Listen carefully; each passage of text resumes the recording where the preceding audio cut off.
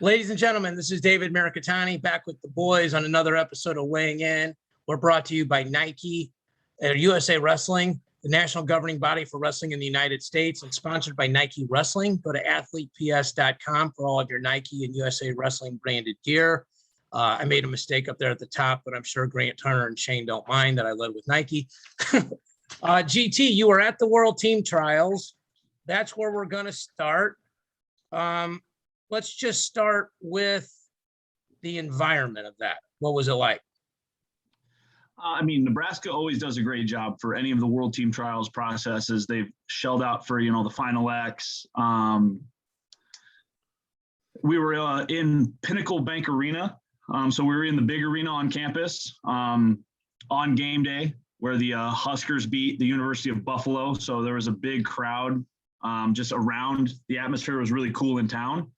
So we weren't just the only show in town. It was really cool to in between sessions, go out and see a whole crowd of people. And it was really, really good. I love going to Lincoln, especially for a wrestling event. They always do a good job.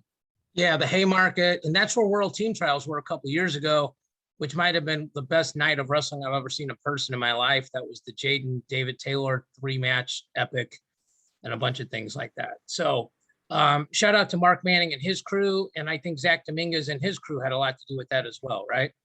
Yep. So let's give both those guys some dap. Good morning, Mark. Sorry to just jump right into it. You're looking well. Everything good?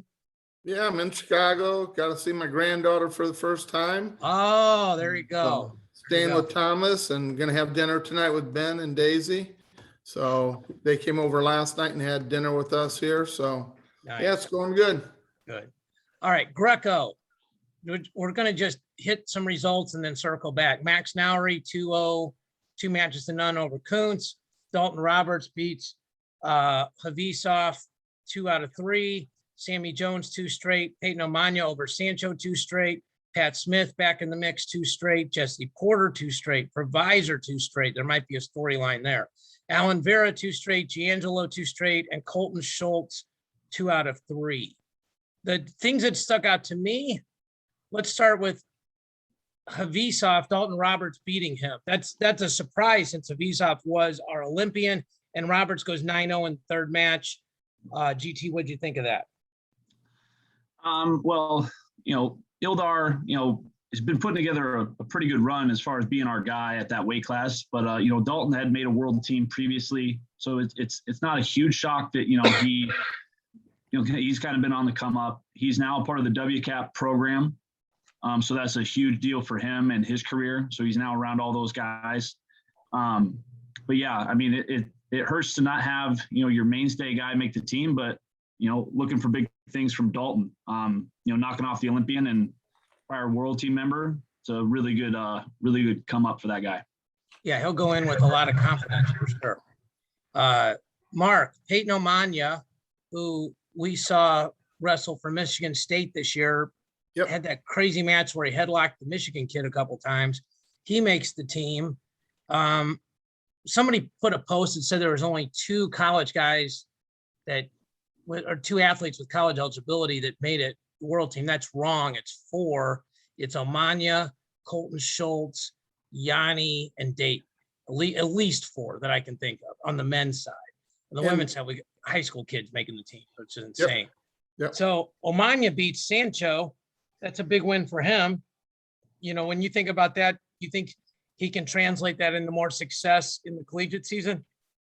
I don't know. I think he's good at either style because he does things that kids are not used to seeing. But I thought he looked really good in collegiate style last year at times. But there's areas that he's not proficient in collegiate style when it comes up to the top tier kids, and that's something he's going to have to work on. But great to see him make a world team. Absolutely great. I'll go big picture on this for a minute, and I'll say this.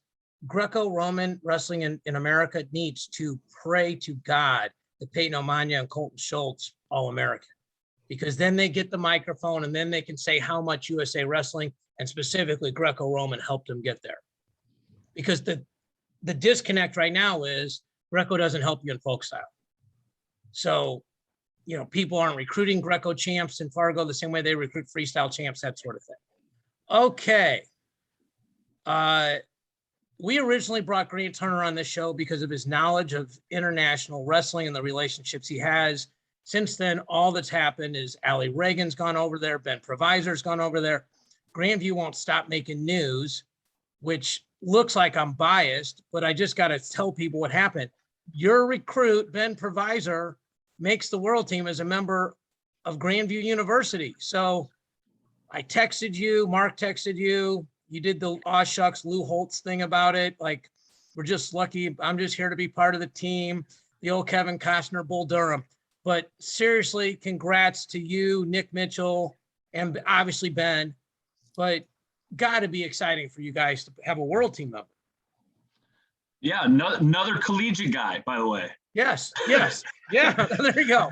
David, you forgot that one. That's okay. Yeah. One thing about Provisor, and once again, putting on the weighing in hat, you got the monkey off his back. He'd been in the finals of the past couple of world team, trials processes, losing to some of those guys and then trying to drop weight to go to 77 kilos. So he's back on the world team. He's at the weight that I think is probably the best for him at 82. So super excited for him. Once again, back on the world team, looking to make a big splash in Oslo if he can. It's a big deal. That's also, if you look at the history of, let's say, NAI wrestling, we got a guy that made a world team. So there's some historical context to some of these things. It's definitely the first ever senior world team member in Grandview wrestling history. So there's a lot of firsts to be had, but he looked good, did what he had to do in order to get on the team. Spencer Woods is a tremendous talent, U23 world team member. Upside for that guy, moving forward as well. So first of all, you're right about the historical context of things. That makes a lot of sense. Like, I think a lot of us watch UFC and MMA, and it's like there's a ton of junior college guys that are in there, like the Cormier, Matt Hughes, these current guys. There's a bunch of them, going back and forward. And there's a lot of these guys. I have a couple guys that are fighting, and they're the Duran Wins of the world. But it's interesting how many guys you coached against or coached on your own teams. And, junior college doesn't get the same respect as like D1, same thing with NAI. So the fact that he's done this and the fact that he jumped levels and made this world team while in your room is significant, super significant. When I was with you in Coralville, we were out one night, just like watching a game. And one of the guys on your crew was talking about how you guys were hand fighting or sparring, and Provisor was going with somebody else, and he looked over while he was sparring and told the other guy, coached him basically, said, hey, don't do this, do that. So I'm going to ask this. You're probably the only guy that I can get on the show. We can get on the show, Mark and I can, to answer this question. What's the impact he's had on the room? Forget about whether he's going to score points for you at nationals. What's the impact of having a guy that's that good and older? How much of it a positive impact, or how specifically has it had a positive impact on your team?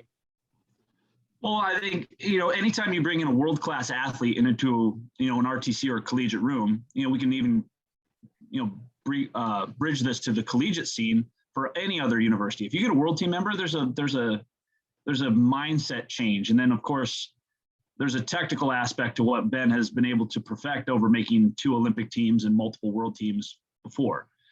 So automatically my 19-year-old kids that are on the team that are Greco guys, growing up in small town Iowa or small town anywhere. There's levels.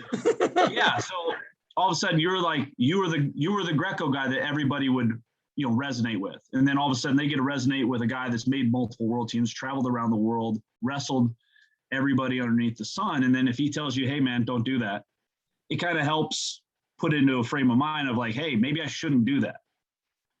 Or I should do it this way. Or we should think about training this way. If you get, if we go all the way nerded out, you could go to, hey, where your hand placement is, where your shoulder position, change your lead leg.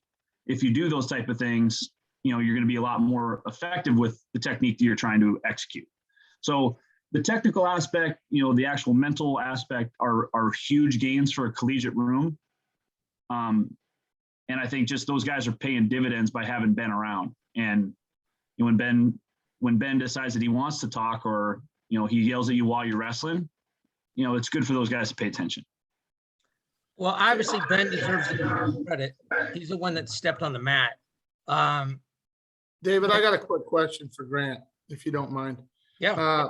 Grant, Ben in the room, collegiate style now, because that's what you recruited him for. Now, obviously, it's great to have a world team member.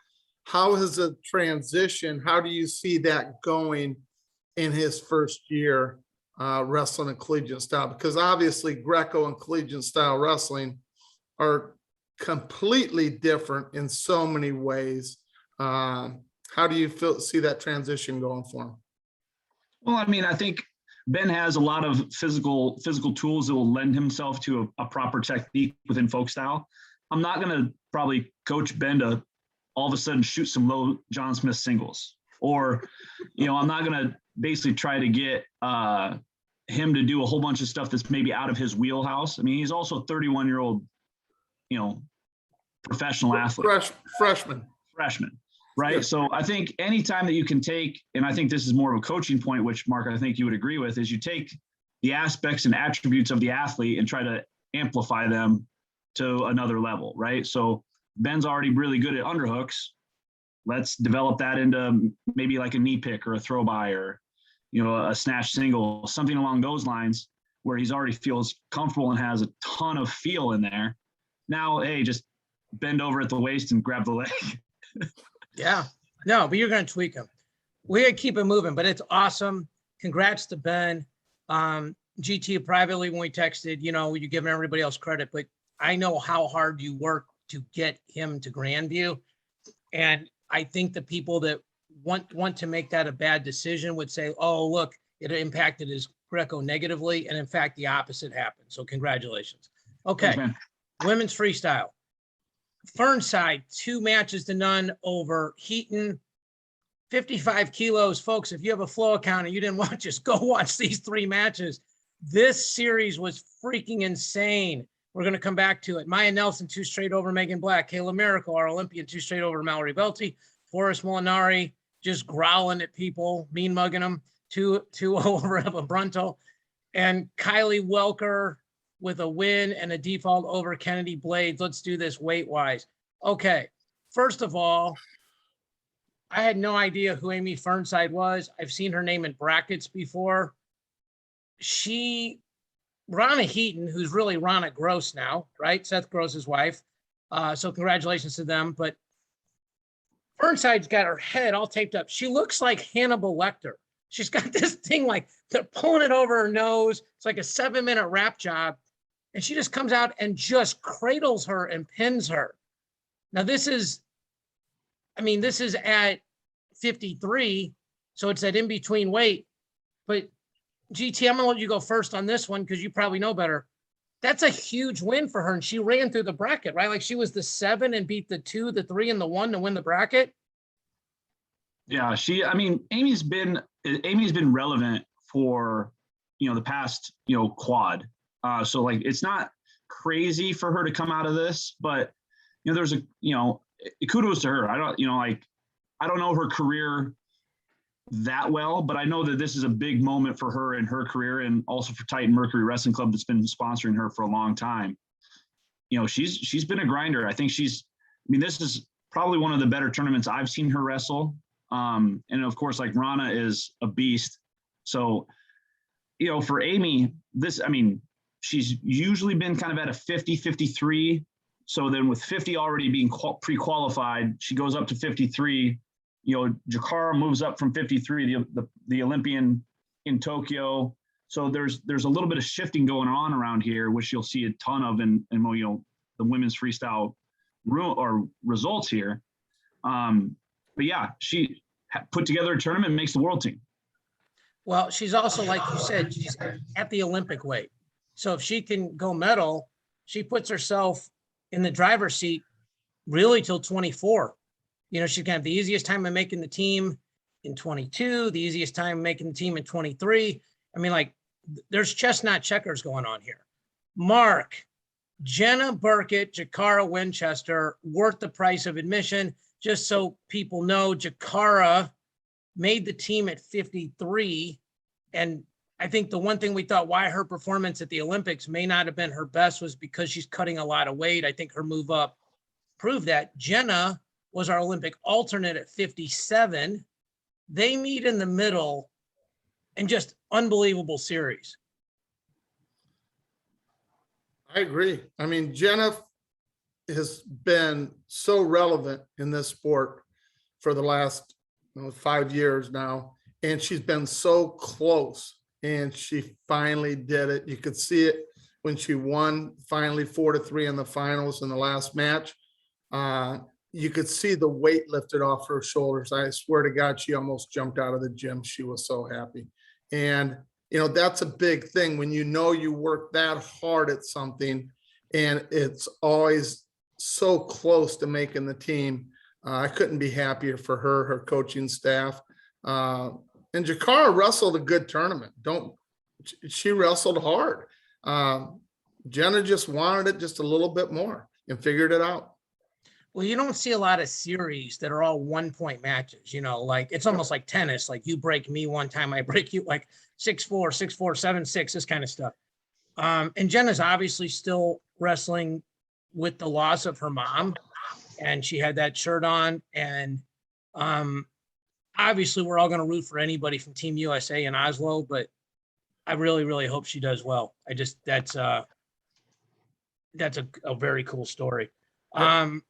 Just for the, brevity, the last one I want to mention in the women's side specifically is Kylie Welker.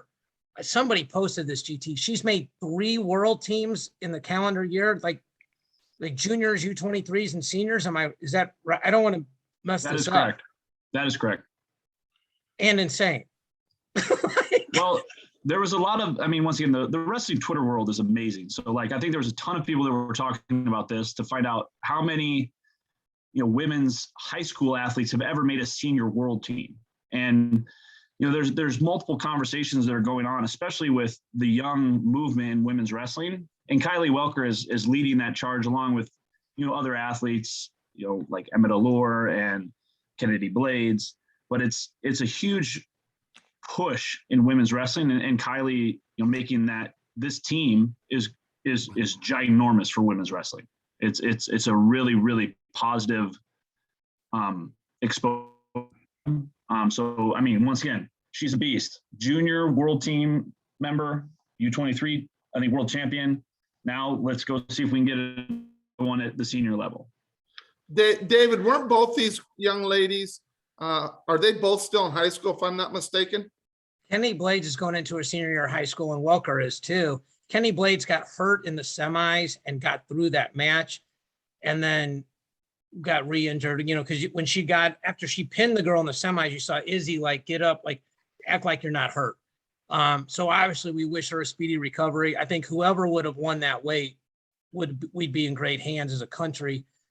I think one of the things that I'm most impressed by is the depth of women's wrestling. That there's, when you build a program, it's almost like building a college program. First, you're just trying to get a bunch of good guys or girls, and then you need somebody to be elite. And then that helps you bring in more kids, which then you can afford injuries and stuff like that. I guess I'm comparing it to a college roster, but America's starting to build depth in women's wrestling, where for a long time, there's maybe 2 or 3 women per weight. And then the rest were just levels down.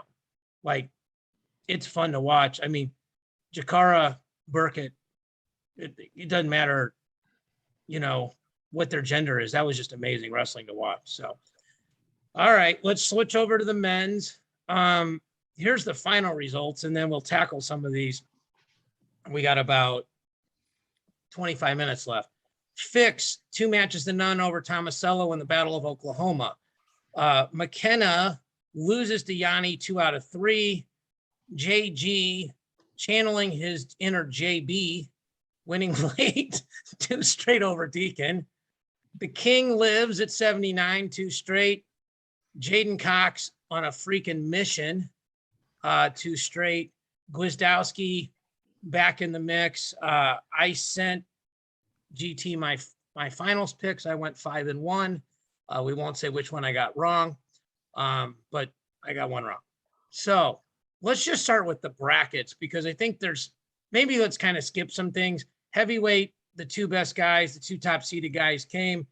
Gwizdowski obviously won, looked a lot better than like when he wrestled Paris in the RTC duels. It looks like he's still got a little life left in him, GT. Look good, man. Look really good. I mean, just typical, just solid, amazing performance. More offense too than we'd seen him like in the last, couple months. I think it was hard to get a scale of where he was with Gable, because we didn't really know how good Gable was until he went to Tokyo. Now it's like, oh, you lost to the best guy in the world. Mark, Jaden just did Jaden things, kind of on a mission. I think he shut everybody out, or damn near did. He looks like he's ready to go back and win his world title again at 92, and then get in that semi bracket for 97 next year. I agree. Jaden probably next to Dayton, to me, was probably the second most impressive performance at this tournament. And I'm not saying Jordan Burroughs wasn't impressive, because Jordan Burroughs does what Jordan Burroughs does. He's like that guy that he's just so smart when it comes to freestyle wrestling. But Jaden went out and just basically dominated. Like I said, next to Dayton, I think he was probably my second best guy that I think performed throughout the tournament. But we'll get to Dayton in a little while. Jaden's offense is there when he wants it. I wish he wanted it just a little bit more, because I don't think anybody could last 6 minutes with him if he wanted to go open up. But he wrestles so smart, and you cannot score on him. And I think he's found that perfect combination. He can score when he wants to. I just don't want to see matches get so close it gets down to the end for him. And like one of the tournaments he wrestled in this year, he got beat because he didn't really open up at all. And at the end, he got taken down. So, but yeah, he was impressive. I think he may have learned from that. To me, he's a modern day Lee Kemp. Like, if he needs to score 4 points, he'll score 4 points. If he needs to score 6 points, he'll score 6 points. He does seem like he kind of feels a guy out. I want to give a lot of credit to Colin Moore. He got injured in the semis and battled through that match to make the finals, and kind of wrestled one-armed and did a really good job. So shout out to him. I'll go first on Burroughs. Burroughs reminds me of like a pitcher that used to throw at 99, and now he throws at 91, and just figures out ways. Like, now he's got a curveball, now he's got a changeup, now he's got a slider. Like, he can't throw 99 all the time anymore. He'll still hit these guys with these doubles once in a while, but he's learning.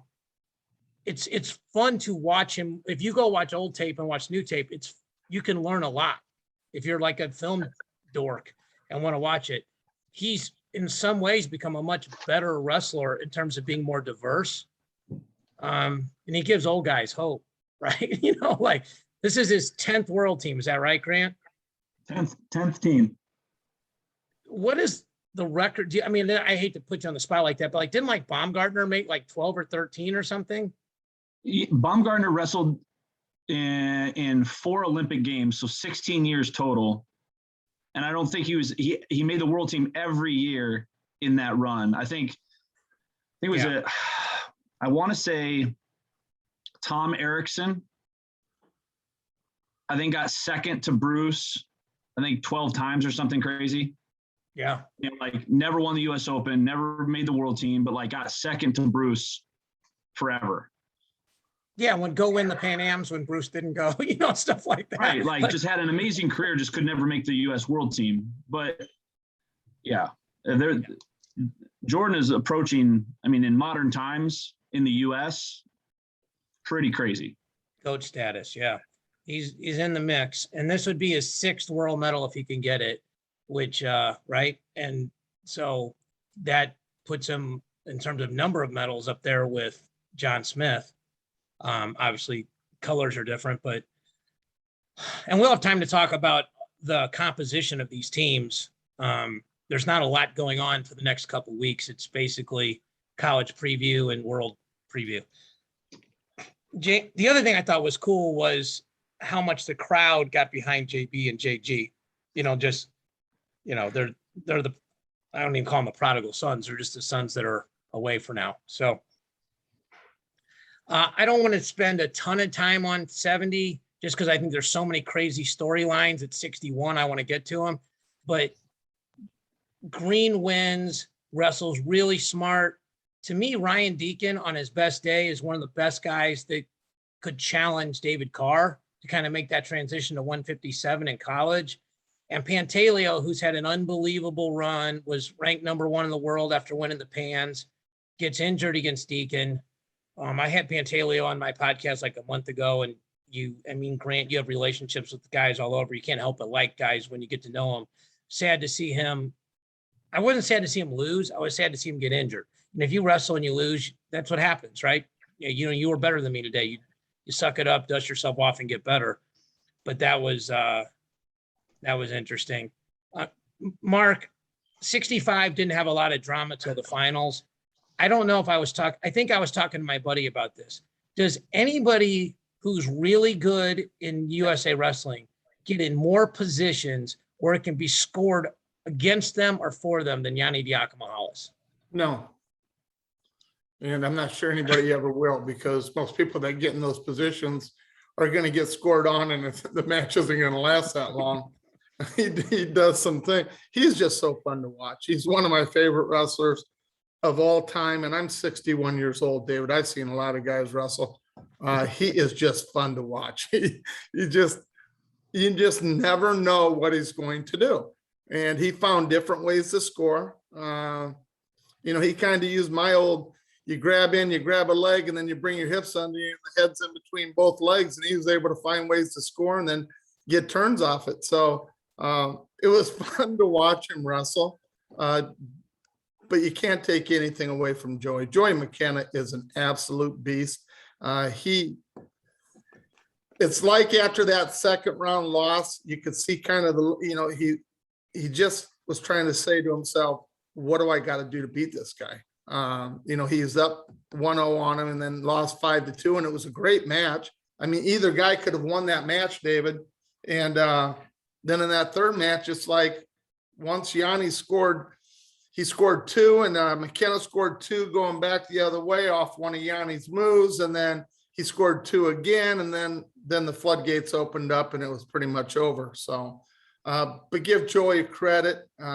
He went toe-to-toe with them. But Yanni, I think he could do real well there at the Worlds. I really do. He's hard to wrestle. Yeah, and GT, so a couple of things here. This is an Olympic weight.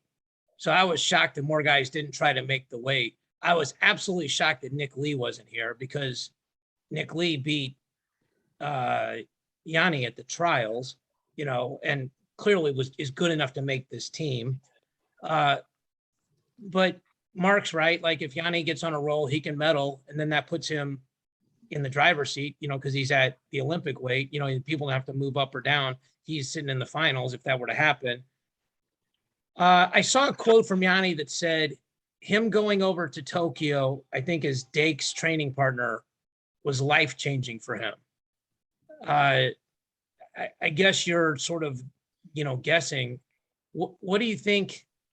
What do you think he learned? I'm sure he didn't learn like a new technique or something. You think he learned like more about mindset, more about training, just being around champions, being around how foreign athletes train, all of the above? What do you think were some of those things that he might have picked up there?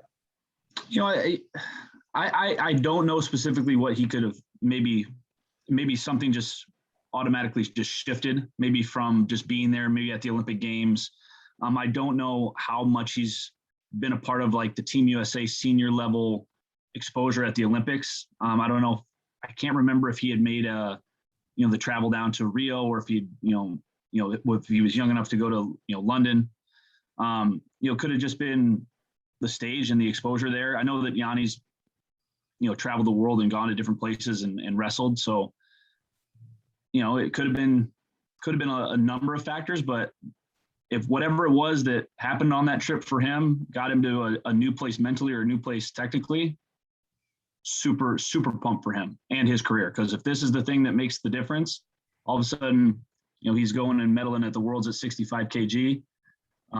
Could be a huge benefit for USA Wrestling with a guy with that level of mindset and talent.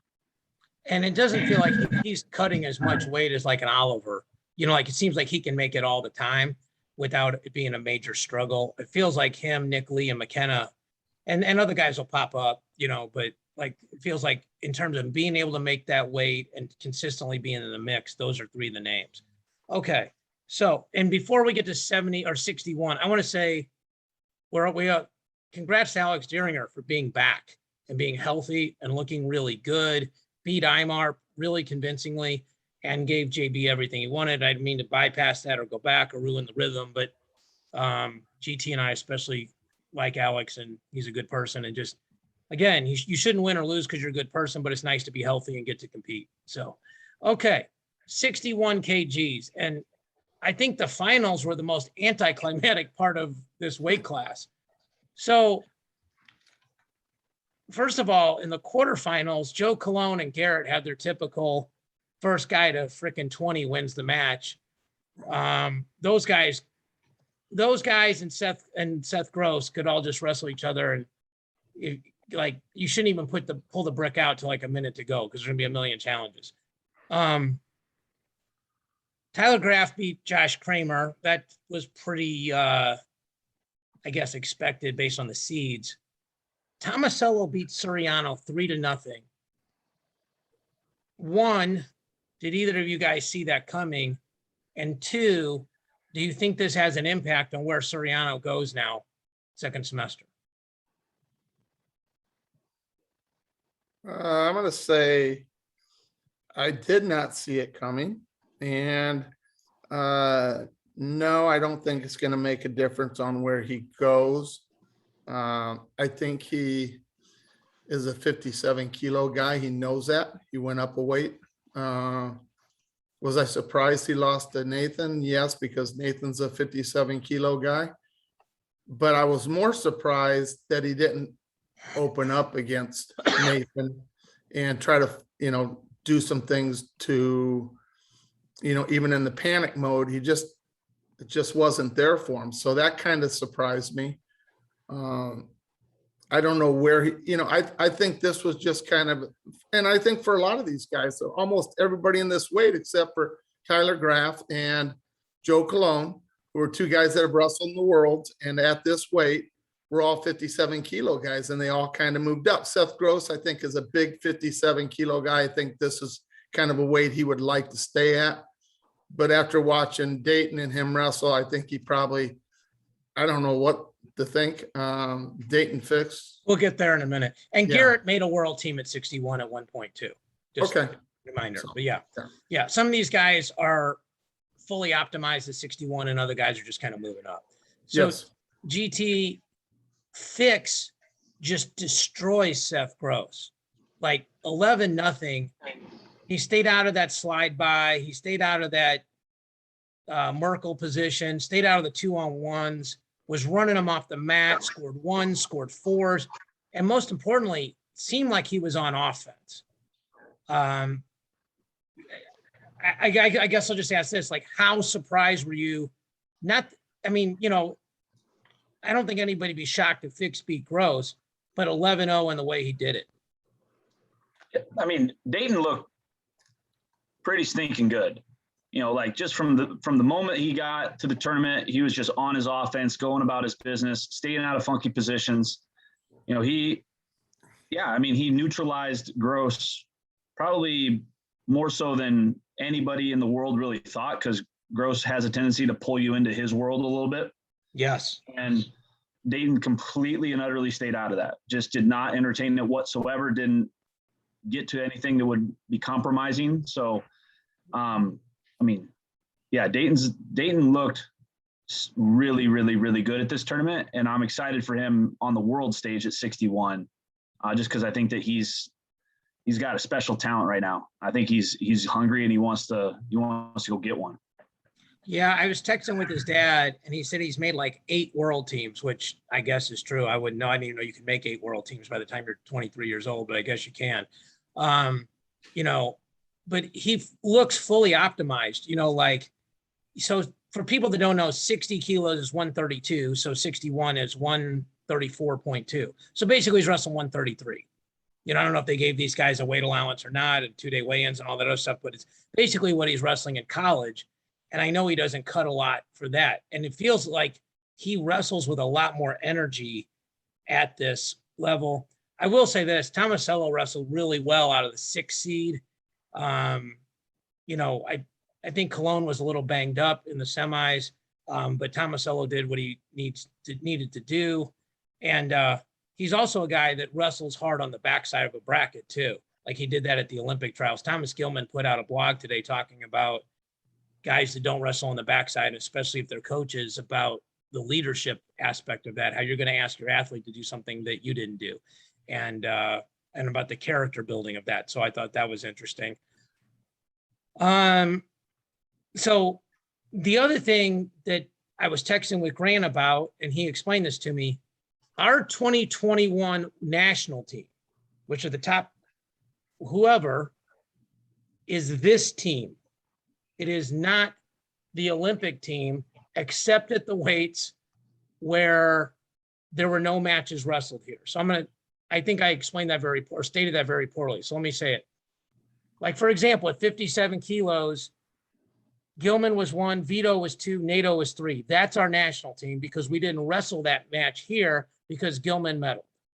NATO is actually on the team at 2 different weights because he's 3rd at 57 and 2nd at 61. The most sort of ironic thing about this is Gable Stevenson is not on the team because he bypassed this, and Hayden Zilmer's on this team. And just a sidebar, I think Hayden Zilmer won Fargo the same year Don Bradley did. Don Bradley won it at heavyweight, and Hayden Zilmer won it like at 84 or 88 pounds. Is that correct, GT? Yep. Yeah. So that's probably a first. So that was super interesting. But just so people understand, because they're calling the Tokyo Olympics 2020 because that's when they were supposed to be. And historically, 50 years from now, it's probably just a lot easier to keep track of it that way. Obviously, we know what happened in 21. So just so people understand, at these weights that were wrestled, so like Jordan Oliver's not on our national team, even though he won the Olympic trials at an Olympic weight, because that weight didn't qualify, and then he didn't wrestle in this meet.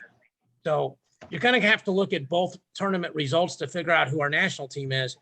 And I'm just using men's freestyle as an example. Obviously, it's the same in all 3, but just to give people an idea. Okay, so a couple loose ends to tie up here. NIL, Gable Stevenson announces he's going to the WWE, and probably the best news that Brandon Eggum got, he's going to wrestle for Minnesota. Okay. I thought if he didn't wrestle, it changes the team race a bunch because there's a bunch of good schools that have heavyweights that would move up. Like a Mason Paris would move up to the favorite. Cassiope moves up a slot. Colton Schultz moves up a slot. Maybe Zach Elam from Missouri gets in the medals now up a slot. Gable's obviously the dude at heavyweight. It'd be a huge upset if anybody beat him. He also, and I can't validate this, but it was reported, he has the biggest NIL deal now over Bryce Young from Alabama quarterback. And with just one deal, and they said there's other pending deals coming, which hopefully we'll be able to announce some of those. But Grant, you live in this world. I'll let you go first. How important is it for college wrestling? I think we all know how important it is that Gable Stevenson's going to wrestle for Minnesota. I mean, there's a bunch of reasons for that. They lose the scholarship they had for him, just gets dead money for a year, all that other stuff. How important is it that Gable Stevenson, this storyline, is going to run all the way through March, and college wrestling will get more eyes on it? Well, I think any time that you get a crossover with branding and or audience is huge for an Olympic sport category. With Gable crossing over into, let's say, WWE, UFC was kind of on his radar, a lot of, exposure on that front with, basically where's he going to go? What's he going to do? Anytime that you can get that, you start getting to be a little bit more of a household name, or if you get any sort of crossover to, just a huge audience population. And I would equate this to any time that like an Olympic level athlete, all of a sudden is like on, a reality, like Dancing with the Stars. All of a sudden it's like, now he's huge into a whole new world of fandom. They were like, oh yeah, Gable Steveson, he was a wrestler, right? And then you get that huge crossover to now people are like, oh, well, I'm going to watch his career now through the collegiate lens. Yeah. So, also like with Barstool or any of those type of outlets that are media and sports centric, we're getting a ton of exposure through this WWE platform. Having Tamira Mensah-Stock and Gable Steveson at, I believe it was SummerSlam or SmackDown or whatever it was. Now people are following Mensah-Stock's career that maybe had nothing else invested other than what they saw at the Olympic Games, and then saw her on, the WWE platform. That's huge branding for USA Wrestling and those guys personally. Yeah. Gable Steveson, to me, Mark, seems like a guy who's really well prepared for this. Like, he seems like a guy who's got business acumen or surrounding himself by people that do. And Cormier said, he posted, if I was Gable, I would go to WWE first, build my brand, then eventually come over to the UFC. And then you come in as like the main event kind of guy, getting main event kind of money, as opposed to doing it the other way where, you're starting off on the undercards, and it's also probably impossible to find anybody who'd want to fight you. So you and me love talking about college wrestling 20 something weeks of the year. Even before we had a podcast, we were bugging each other 4 times a week. So how excited are you just to see him in a Minnesota uniform? Oh, I'm thrilled. I mean, you don't get many guys like Gable around in any athletics. Doesn't even matter what the sport is. With his talent, we get to see him for another year. We get to enjoy him for at least one more year. WWE will probably get to enjoy him for the next 10 years. Who knows? And to bring their fans over to collegiate wrestling, hopefully some of them will understand that collegiate wrestling is real wrestling. And I know they think WWE is real wrestling, but there is a difference.